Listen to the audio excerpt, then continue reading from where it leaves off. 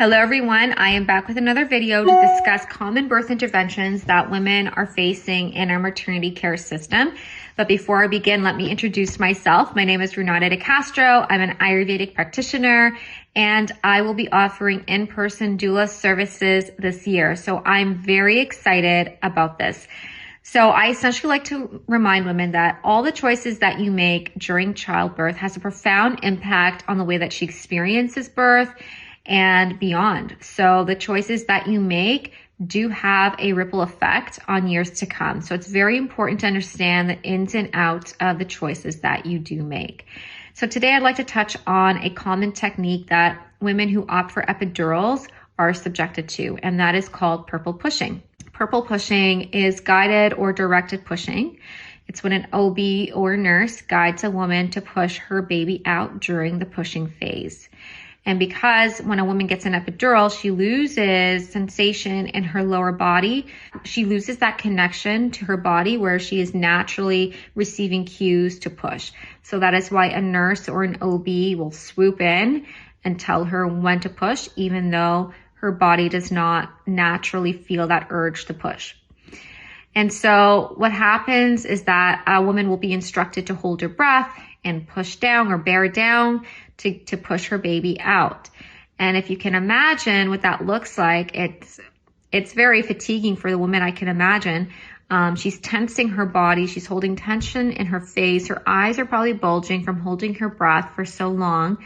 And this is forcing an outcome that her body is not ready for. So she is working against her body's natural urges when she's being directed by a nurse or an OB to push.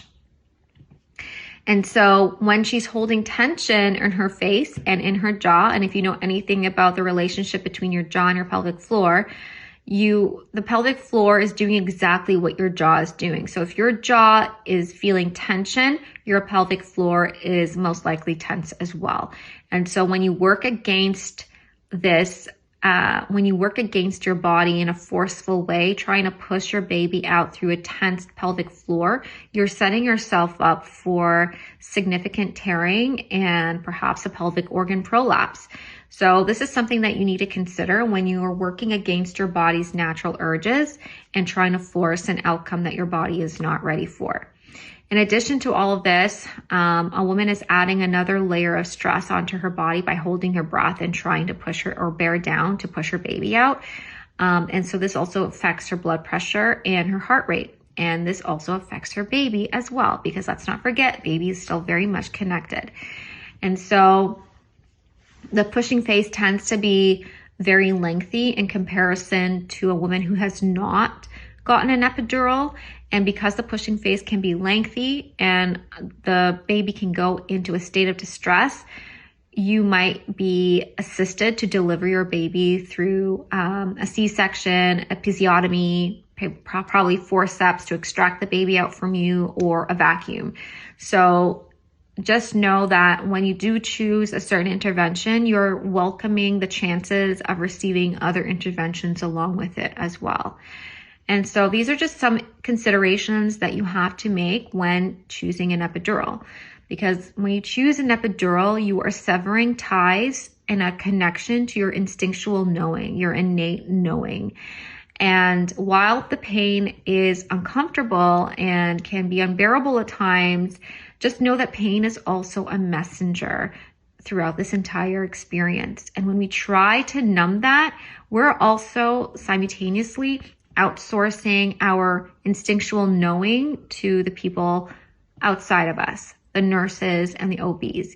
And what happens is that you are going to end up working against your body in the most unnatural ways. And so these are just some things you need to think about. But yeah, so I really do think that women need to start reclaiming their trust within their bodies, to really trust that their bodies know how to birth their babies. It's so crucial. It's so important. I can't stress that enough. Anyways, if you want to work with me, read the caption below.